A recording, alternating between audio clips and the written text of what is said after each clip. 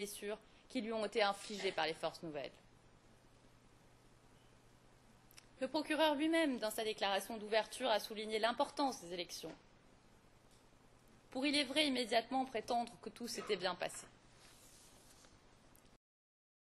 Mais si l'on regarde les faits, et seulement les faits, on doit constater que le narratif qu'il veut imposer est bien loin de la réalité, et que si les élections ont pris une telle importance dans nos débats, c'est parce qu'elles se sont mal passées, du fait des fraudes massives dans le Nord.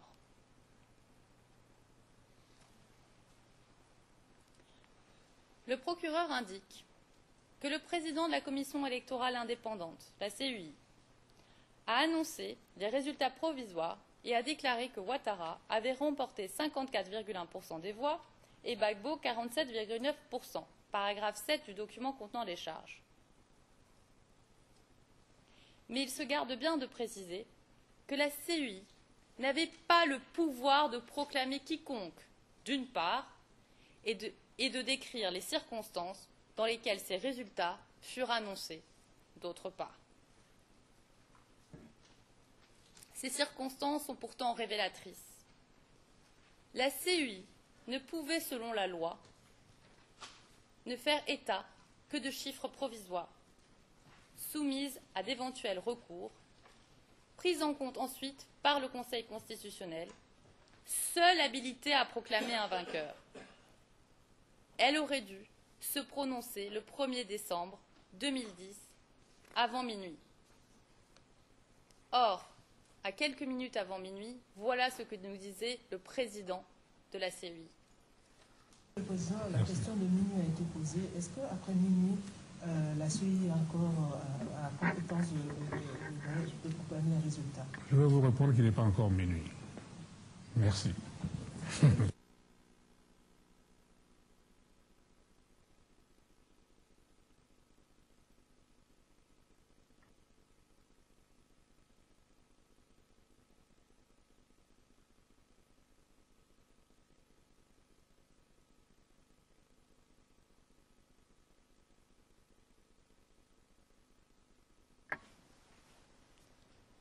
Nous souhaitons insister sur le caractère préparatoire des résultats collectés par la CEI.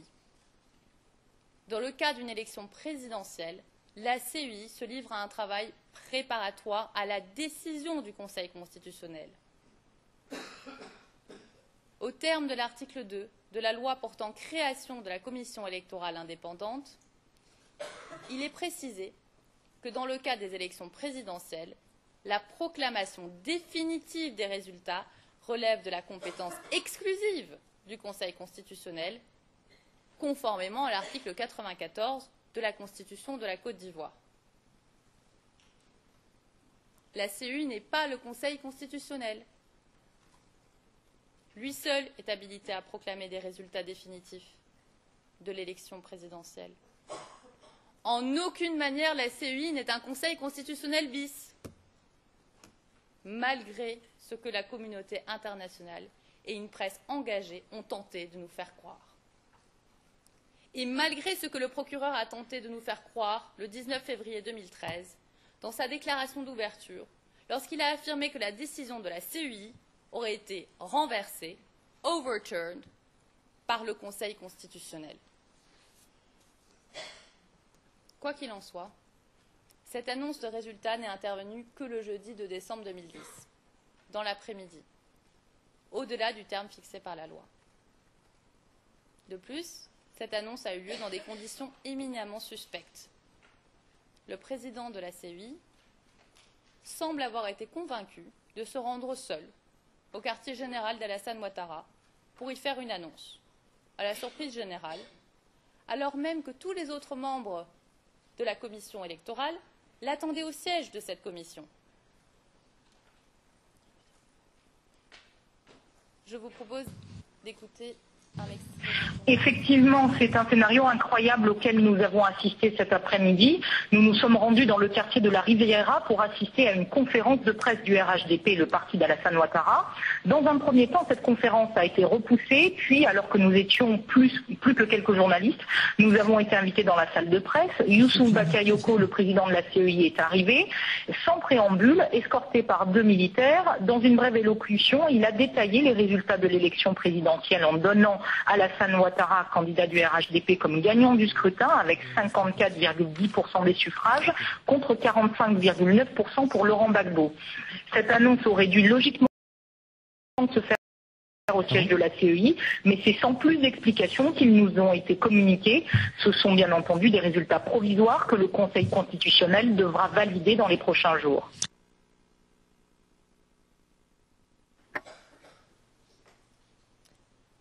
Le représentant du candidat Laurent Gbagbo, près de la CEI, témoin de la défense, explique très clairement les irrégularités de la procédure suivie par le président de la CEI. D'ailleurs, dans une interview, Jean Ziegler, le vice-président du comité consultatif du Conseil des droits de l'homme des Nations Unies, a jugé la proclamation du président Ouattara unilatérale et totalement illégale.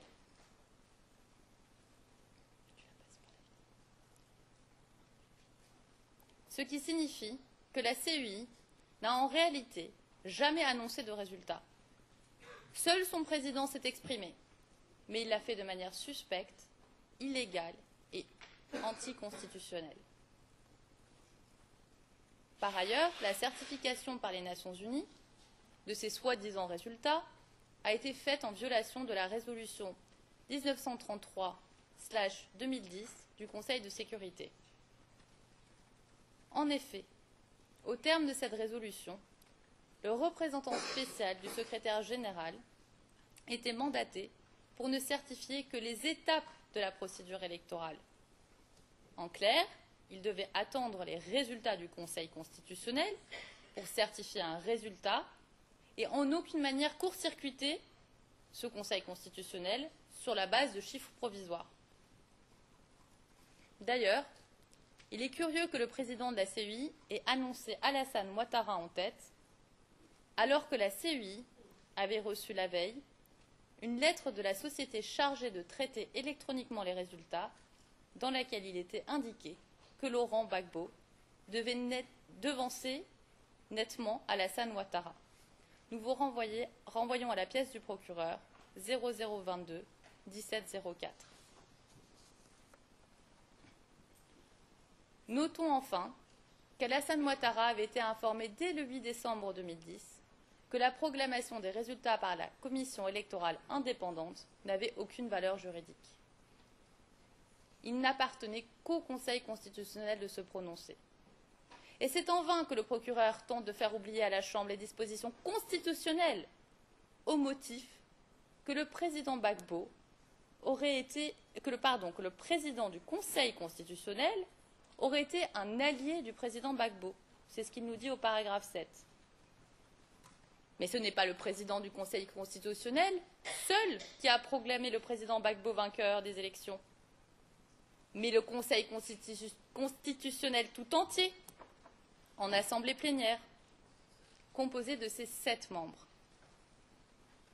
Les membres du Conseil constitutionnel ont siégé et délibéré légalement, légitimement et régulièrement dans le cadre de leurs fonctions et des pouvoirs qui leur ont été conférés par la Constitution et les lois ivoiriennes.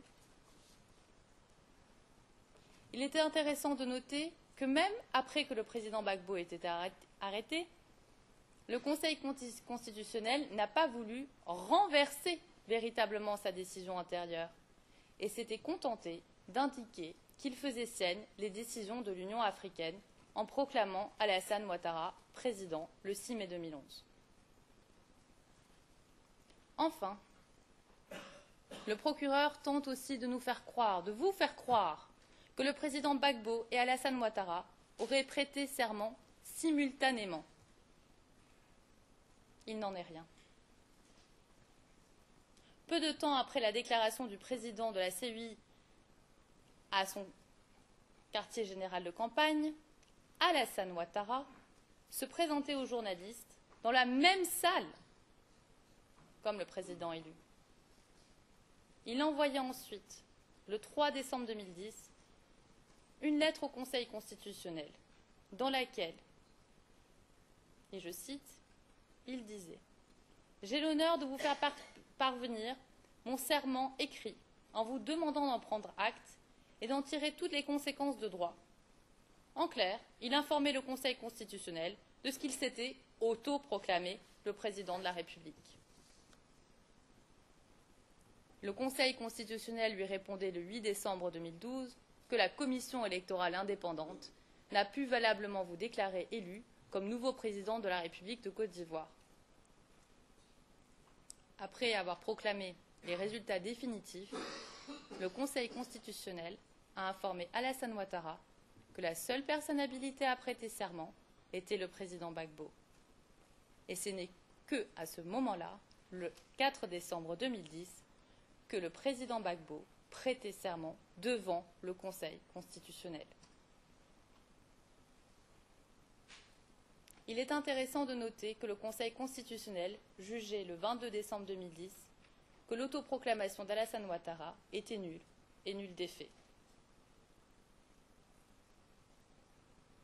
Le procureur présente donc devant cette Cour des faits juridiquement inexacts. Il déforme les faits. Il nous appartient donc de les rectifier. Madame la Présidente, j'en ai fini pour ce point. Si vous le permettez, nous continuerons notre présentation demain. Lundi. Oui, je parle bien demain. Allez vous dire que lundi c'était mieux. Nous arrivons alors à la fin de notre journée d'aujourd'hui. S'il n'y a plus d'autres observations, s'il n'y a plus d'observations, on va lever la session. Je vous souhaite un bon week-end et on se retrouve lundi à 2h30. La session est levée. All rise, levez.